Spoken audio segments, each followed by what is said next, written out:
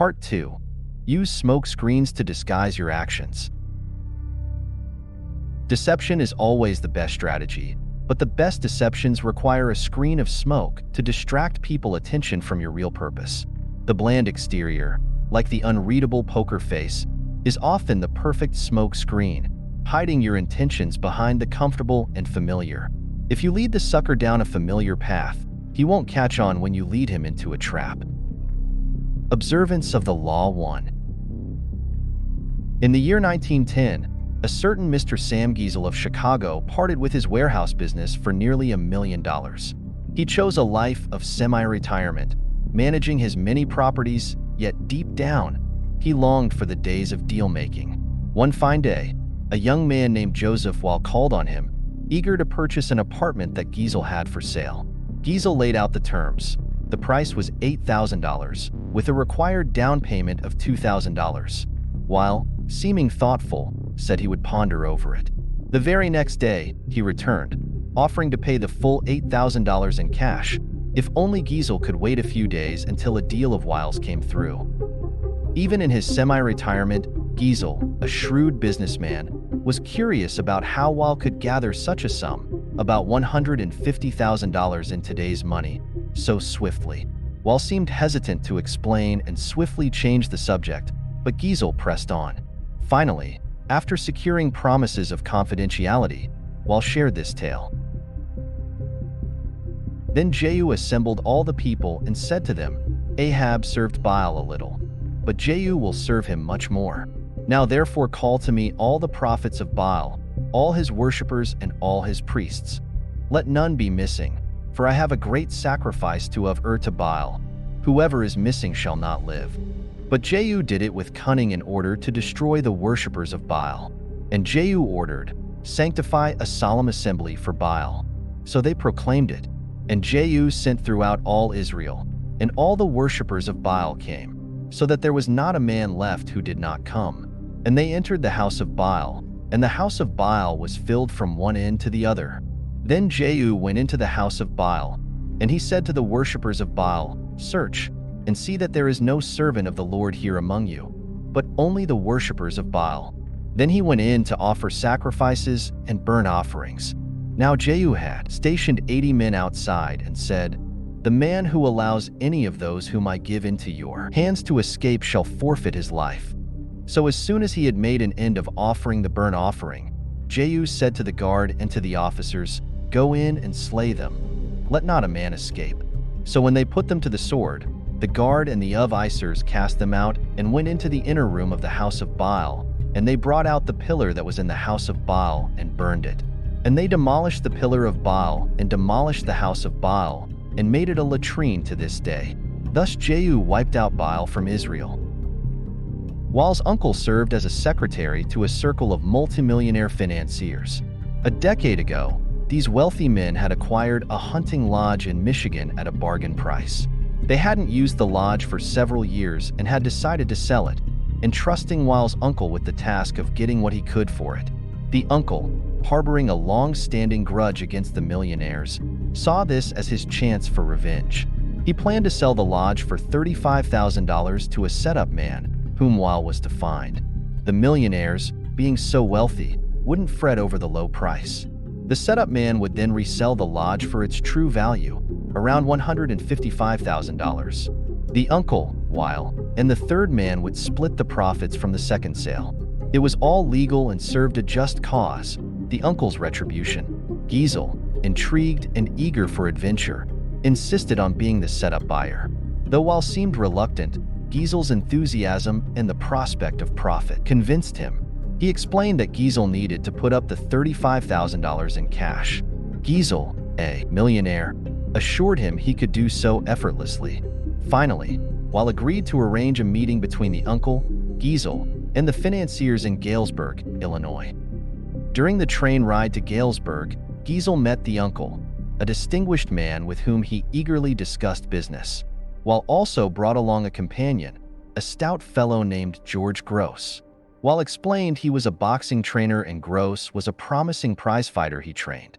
Despite Gross's gray hair and beer belly, Giesel, excited about the deal, paid little attention to his unimpressive appearance. Once in Galesburg, while and his uncle went to fetch the financiers, leaving Giesel in a hotel room with Gross, who soon changed into his boxing trunks. As Giesel half-watched, Gross began to shadowbox. Distracted, Giesel ignored Gross's heavy wheezing after a few minutes, though his style seemed authentic enough. An hour later, while and his uncle returned with the financiers, an imposing group of men in fine suits. The meeting proceeded smoothly, and the financiers agreed to sell the lodge to Giesel, who had already wired the $35,000 to a local bank. With the deal settled, the financiers relaxed, discussing high finance and mentioning J.P. Morgan, as if they knew him personally. One of them noticed the boxer in the corner, while explained his presence, prompting the financier to boast about his own boxer. The conversation turned heated, and while brazenly claimed his man could easily knock out the financier's boxer. This led to a bet, eagerly accepted by the financiers, who left to prepare their man for a fight the next day. As soon as they departed, the uncle angrily confronted while in front of Giesel. They lacked the funds to cover the bet, while apologized for the mess but had a plan. He knew the other boxer and believed they could fix the fight with a bribe. The uncle fretted over the source of the bet money. At this point, Giesel, unwilling to jeopardize his deal, offered his own $35,000. Even if he lost it, he could wire for more money and still profit from the lodge sale. The uncle and nephew thanked him. With their $15,000 and Giesel's $35,000, they would have enough for the bet. That evening, Giesel watched the boxers rehearse the fix in the hotel room, his mind racing with thoughts of the fortune he was about to make from both the fight and the lodge sale. The next day, the fight took place in a gym. While managed the cash, secured in a locked box, everything seemed to go according to plan. The financiers watched glumly as their fighter struggled, while Giesel dreamed of his impending windfall. Suddenly, a wild punch from the financier's boxer struck Gross hard in the face, knocking him down. Blood spurted from his mouth, and he lay still, seemingly dead. A former doctor among the financiers checked his pulse. Gross was indeed dead. The millionaires panicked, urging everyone to flee before the police arrived to avoid murder charges. Terrified, Giesel hastened back to Chicago, abandoning his $35,000, relieved to escape unscathed. He never wished to see Weil or any of the others again. After Giesel fled, Gross stood up, alive and well. The blood had come from a ball filled with chicken blood and hot water that he had hidden in his cheek. The entire affair had been orchestrated by Weil, known as the Yellow Kid, one of history's most ingenious con artists. Weil divided the $35,000 with the financiers and the boxers, all fellow con artists. A tidy profit for a few days' work. Interpretation. The crafty Yellow Kid had singled out Mr. Giesel as the ideal dupe long before he set his devious scheme in motion. He understood that the boxing match scam would be the perfect trick to part Giesel from his money swiftly and completely. Yet, he was wise enough to know that if he had approached Giesel with the boxing match from the start, his plan would have failed. He needed to cloak his true intentions and divert Giesel's attention. A smoke screen, in this case, the sale of the lodge.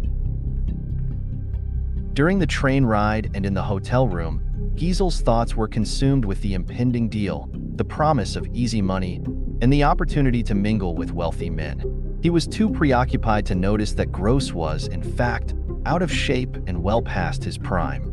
Such is the power of a smokescreen to distract and mislead. With his mind absorbed by the business transaction, Giesel's attention could easily be diverted to the boxing match, but only once it was too late for him to recognize the details that would have exposed Gross as a fraud. The success of the match now relied on a bribe, rather than the boxer's physical prowess. In the end, Giesel was so bewildered by the staged death of the boxer that he entirely forgot about his money. Learn from the Yellow Kid. The commonplace, unassuming front is the ideal smokescreen. Approach your target with a proposition that appears ordinary enough. A business deal, financial intrigue. The dupe's mind is distracted, his suspicions calmed. That is when you gently steer him onto the second path, the slippery slope down which he tumbles helplessly into your snare. Observance of the law too. In the mid-1920s, the powerful warlords of Ethiopia were beginning to see that a young nobleman named Haile Selassie, also known as Rastafari, was outmaneuvering them all and was close to declaring himself their leader, thus uniting the country for the first time in decades. Many of his rivals could not fathom how this slender, quiet, and mild-mannered man had managed to seize control. Yet in 1927, Selassie summoned the warlords, one by one, to come to Addis Ababa to pledge their loyalty and recognize him as their leader. Some came quickly, some hesitated, but only one, Dejazmach Balcha of Sidamo, dared to defy Selassie completely. Balcha, a blustery and formidable warrior, deemed the new leader weak and unworthy, and he purposefully stayed away from the capital. Finally, Selassie, in his gentle but firm manner, commanded Balcha to come. The warlord decided to obey, but he intended to turn the tables on this upstart. He would come to Addis Ababa at his own pace, bringing with him an army of 10,000 men, a force strong enough to defend himself and perhaps even spark a civil war. He stationed this formidable force in a valley 3 miles from the capital and waited, like a king. Selassie would have to come to him. Selassie indeed sent emissaries, inviting Balcha to an afternoon banquet in his honor. But Balcha, no fool, knew the history. He knew that previous kings and lords of Ethiopia had used banquets as traps. Once he was there and full of drink, Selassie would have him arrested or murdered. To signal his awareness of the situation, he agreed to attend the banquet, but only if he could bring his personal bodyguard, 600 of his best soldiers, all armed and ready to defend him and themselves. To Balcha's surprise, Selassie responded with utmost politeness, expressing his honor at hosting such warriors. On the way to the banquet, Balcha warned his soldiers not to get drunk and to remain vigilant. When they arrived at the palace, Selassie was his most charming self. He deferred to Balcha, treating him as if he desperately needed his approval and cooperation. But Balcha remained uncharmed, warning Selassie that if he did not return to his camp by nightfall, his army had orders to attack the capital. Selassie reacted as if hurt by this mistrust. During the meal, when it came time for the traditional singing of songs in honor of Ethiopia's leaders, Selassie made a point of allowing only songs that honored the warlord of Sidamo. It seemed to Balcha that Selassie was scared, intimidated by this great warrior who could not be outwitted. Sensing a shift in power, Balcha believed he would soon be the one calling the shots. At the end of the afternoon, Balcha and his soldiers began their march back to camp amidst cheers and gun salutes. Looking back at the capital over his shoulder, Balcha plotted his strategy. How his own soldiers would soon march through the capital in triumph, and how Selassie would be either imprisoned or killed. But as Balcha approached his camp, he saw that something was terribly wrong. Where there had been colorful tents stretching as far as the eye could see, now there was nothing but smoke from doused fires. What devilry was this? A witness explained to Balcha what had transpired. During the banquet, a large army commanded by an ally of Selassie's had quietly approached Balcha's encampment from an unseen side route. This army had not come to fight. Knowing that a noisy battle would alert Balcha and bring him back with his 600-man bodyguard, Selassie had armed his own troops with baskets of gold and cash. They surrounded Balcha's army and proceeded to buy every last one of their weapons. Those who refused were easily intimidated. Within a few hours, Balcha's entire force had been disarmed and scattered in all directions. Realizing his peril, Balcha decided to march south with his 600 soldiers to regroup, but the same army that had disarmed his men blocked his way. The other option was to march on the capital, but Selassie had positioned a large army to defend it. Like a master chess player, Selassie had anticipated Balcha's moves and had checkmated him. For the first time in his life, Balcha surrendered. To repent for his pride and ambition, he agreed to enter a monastery. Interpretation. Throughout the long and eventful reign of Haile Selassie, he remained an enigma to many. Ethiopians were accustomed to leaders of fierce and fiery disposition, yet Selassie, who bore the facade of a gentle and peace-loving man, outlasted them all.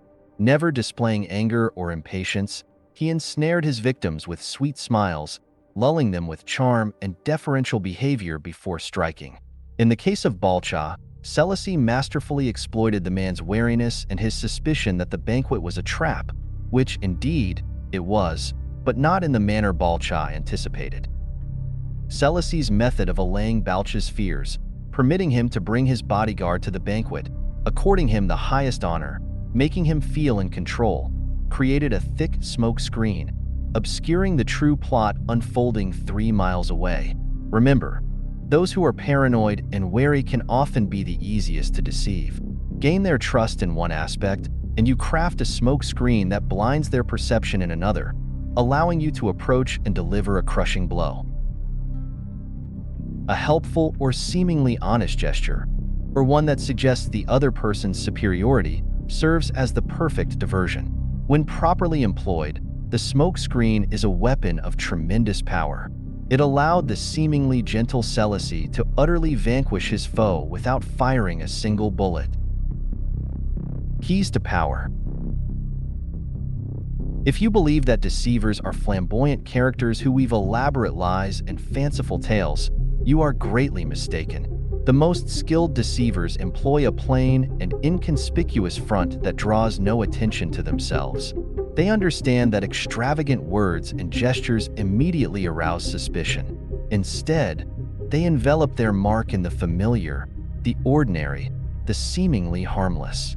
In the case of Yellow Kid Wile's dealings with Sam Giesel, the familiar guise was a business transaction.